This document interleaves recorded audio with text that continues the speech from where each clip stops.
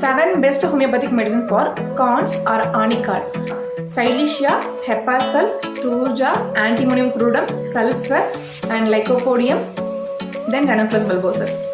இதில் வந்து தூஜா and antimonium crudum வந்து is a top range of medicine. இது வந்து எல்லா வகையான கான்ஸுக்கும் ரொம்ப யூஸ்ஃபுல்லாக இருக்கும். இன்ஃப்ளமேஷன் இருக்குது, வீக்கம் இருக்குன்னா சல்ஃபர் ஒர்க் ஆகும். ரெனுக்ளஸ் பல்போசஸ் ஃபார் பர்னிங் ஸ்மார்ட்டிங் பெயின் இருக்குது அந்த இன்ஃபெக்டட் ஏரியாவில் அப்படின்னா அது ஒர்க் ஆகும். இன்ஃபெக்டட் கான்ஸுக்கு ஹெப்பாசல்ஃப் ஒர்க் ஆகும். அண்ட் பெயின்ஃபுல் கான்ஸுக்கு லைக்கோபோடியம் ஒர்க் ஆகும். சாஃப்ட் கான்ஸுக்கு சைலிஷா ஒர்க் ஆகும்.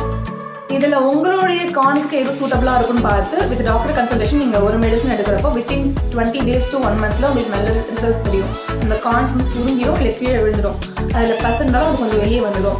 அண்ட் ஹோமியோபதியில் வேறு என்ன ப்ராடக்ட்ஸ் இருக்குது கான்ஸ்ன்னு பார்த்தோன்னா பகவாலால் கான்ஸ் பெயிண்ட் இருக்குது.